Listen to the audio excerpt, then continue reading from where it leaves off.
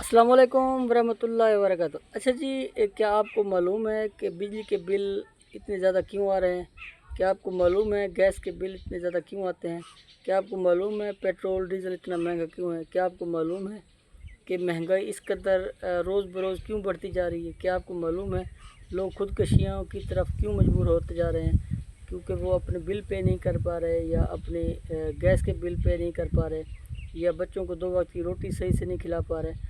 तो उसकी वजह यह है, देखें, मैं कल वज़ीर आज़म साहब का, जो हमारे यूसुफ ज़ा गिलानी साहब हैं, वो इस्लामाबाद से जब मुल्तान पहुँचे तो वो एक स्पेशल तैयारे के ऊपर आए हैं, और उनके साथ 8-10 लोगों का डेलीगेशन भी था, जो कि उनके आगे पीछे फिर रहे थे। फिर 8 से 10 लोग उनको रिसीव करने के लिए हवाले से आए हुए थे, और फिर जब वो उतरे तो फिर उनके साथ गाड़ियों का एक काफ़िला था। जब वो इस्लामाबाद से रवाना हुए, उनके साथ उस वक्त भी गाड़ियों का काफ़िला था। फिर वो एयरपोर्ट पहुँचे, वहाँ से उन्होंने जहाज़ के ऊपर बैठे।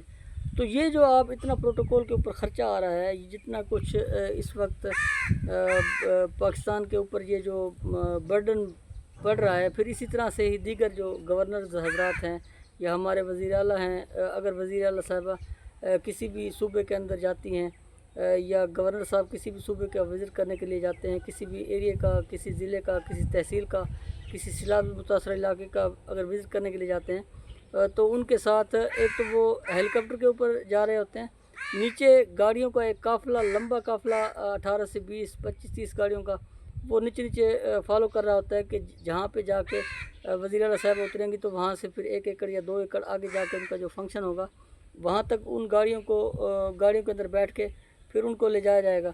तो इतना ज़्यादा जो एक्सपेंसेस हैं, इतने ज़्यादा जो खर्चे हैं, वो कौमी ख़जाने के ऊपर पड़ते हैं। इसी तरह वज़ीर आज़म साहब है या सदर साहब है, उनकी मूवमेंट पे खर्चे होते हैं। तो खुदारा कोशिश करें कि जितना ज़्यादा आप बचत कर सकते हैं बचत करें। अगर कोशिश करें आप के खाने थोड़ी मकदार में खाएं, सादा खुराक खाएं, और इस तरह प्रोटोकॉल के ऊपर इतना ज़्यादा ख़र्चा ना करें। यही पैसा जब महसूस होता है कि अब कौमी ख़जाने के अंदर कमी हो गई है, तो फिर हमारे हुक्मरान टैक्सेस लगा देते हैं, हमारे हुक्मरान साहिबान मिनी बजट लेके आ जाते हैं, और कहते हैं जी मुल्क की माशी हालात ठीक नहीं है। मुल्क की माशी हालात आप लोगों ने खुद ठीक करने हैं। अगर आप इसी तरह से करते रहे कि आपने प्रोटोकॉल्स भी लेने हैं, जहाज़ों के ऊपर भी सफ़र करना है, और जहाज़ भी फिर इस तरह से, अगर आप टिकट भी ले सकते हैं, PIA की टिकट लेके आप इस्लामाबाद से मुल्तान आ सकते हैं, या मुल्तान से आप इस्लामाबाद जा सकते हैं, मुल्तान से आप कराची जा सकते हैं, तो वो आपको कम पैसे पड़ेंगे। 2 से 3 बंदे आप अपने साथ रख लें, अगर कोई बहुत ज़्यादा ज़रूरी हैं तो वो आप साथ रख लें। फिर वहाँ से आपको 1-2 गाड़ियों के काफ़िले के अंदर ले जाया जा सकता है। लेकिन 18-18, 20-20 गाड़ियाँ आगे पीछे होना, मैं समझता हूँ कि ये फिर कौमी ख़जाने के ऊपर बोझ पड़ता है। फिर जब इन गाड़ियों की मेंटेनेंस होती है तो उसका बिल करोड़ों में आ जाता है। तो ये सारा कुछ अगर बचत कर ली जाए, तो मैं समझता हूँ कि जितने लोग इस वक्त परेशान हैं, टेंशन के अंदर हैं, लोग अपने बिल पे नहीं कर पा रहे। मैं आपको बताता चलूँ कि मैं मुल्तान के एक छोटे से एरिया में रहता हूँ। वहाँ पे इस वक्त तक सैकड़ों की तादाद में लोगों के बिजली कनेक्शन मुनक़ता हो चुके हैं। वो बिजली पे ही नहीं कर पाए, तो वापटा वाले आके उनका मीटर उतार के ले गए।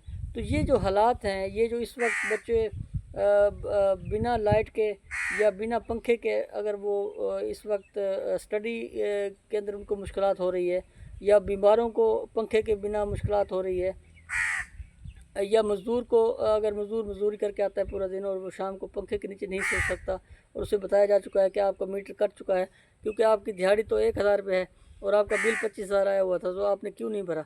तो ये जो सूरत हाल है, ये जो हमारे प्रोटोकॉल्स हैं, हमारे वज़रा के, हमारे मुशीरान के, हमारे तमाम लोगों के जो जो प्रोटोकॉल्स हैं, इनकी जो तनख्वाहें हैं इतनी ज़्यादा, ये जो ये अपने अलाउंसेस वगैरह लेते हैं, दीगर एक शहर से दूसरे शहर में जाने के हवाले से, ये जो इनको अलाउंसेस फ़िक्स किए हुए हैं वो मिलते हैं, तो ये बहुत ज़्यादा अमाउंट कौमी ख़जाने से जारी होती है।